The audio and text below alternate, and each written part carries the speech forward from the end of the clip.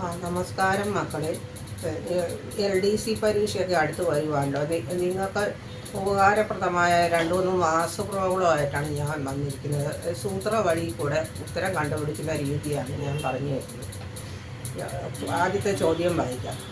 240 metre നീളമുള്ള ഒരു train 900 metre നീളമുള്ള പ്ലാറ്റ്ഫോം 57 സെക്കൻഡ് കൊണ്ട് കടന്നു പോകുന്നു. ട്രെയിനിൻ്റെ സ്പീഡ് km/h കണ്ടുപിടിക്കുക. ടോട്ടൽ ഡിസ്റ്റൻസ് ആണ് നമുക്ക് ആദ്യം കണ്ടുപിടിക്കേണ്ടത്. 240 + 900 1140 മീറ്റർ. ഇനി നമുക്ക് സ്പീഡ് കാണാനുള്ള ഇക്വേഷൻ ഡിസ്റ്റൻസ് ബൈ ടൈം. 1140നെ 57 കൊണ്ട് ഹരിക്കുമ്പോൾ 20 മീറ്റർ/s എന്ന് കിട്ടും. ആ 20 മീറ്റർ/s km/h ആക്കാൻ 18/5 കൊണ്ട് ഗുണിച്ചാൽ മതി. 18/5 കൊണ്ട് ഗുണിച്ചാൽ മതി. അപ്പോൾ 72 km/h എന്ന് നമുക്ക് ആൻസർ കിട്ടും. ഇത് കിട്ടിയോ മക്കളെ?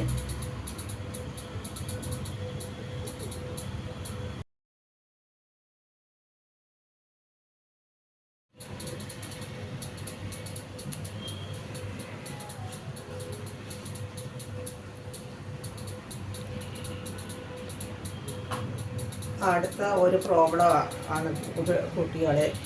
4 മണി 20 മിനിറ്റിൽ മണിക്കൂർ സൂചിയും മിനിറ്റ് സൂചിയും തമ്മിലുള്ള കോൺ എത്ര?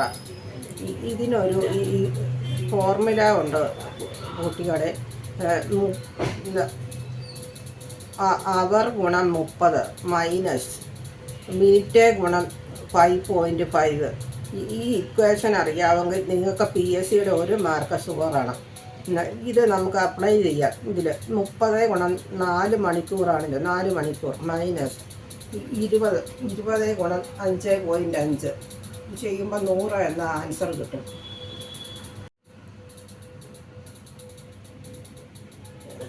ഈ ഒരു പ്രോബ്ലം ഇതുപോലെ തന്നെ ഒരു പ്രോബ്ലം ഞാൻ ചെയ്യിപ്പിക്കാം. 8 മണി 15 മിനിറ്റ് മണിക്കൂർ സൂചിയും മിനിറ്റ് സൂചിയും തമ്മിലുള്ള കോൺ എത്ര? നമ്മുടെ 30 × h മൈനസ് 5.5 × മിനിറ്റ്. ഇത് നമുക്ക് ഇതിലിട്ട് അപ്ലൈ ചെയ്യാം. അപ്പോൾ നമുക്ക് ആൻസർ 157 ഡിഗ്രി എന്ന് ആൻസർ കിട്ടും. അത്രയും മതി. വേറൊരു പ്രോബ്ലമാണ് കുട്ടികളെ. 120 മീറ്റർ നീളമുള്ള 2 ട്രെയിനുകൾ പരസ്പര എതിർ ദിശയിൽ 60 km/h 48 km/h വേഗതയിൽ വരുന്നു. അവ തമ്മിൽ ക്രോസ് ചെയ്യാൻ എത്ര സമയം എടുക്കും? ഇതാണ് നമ്മുടെ ചോദ്യം.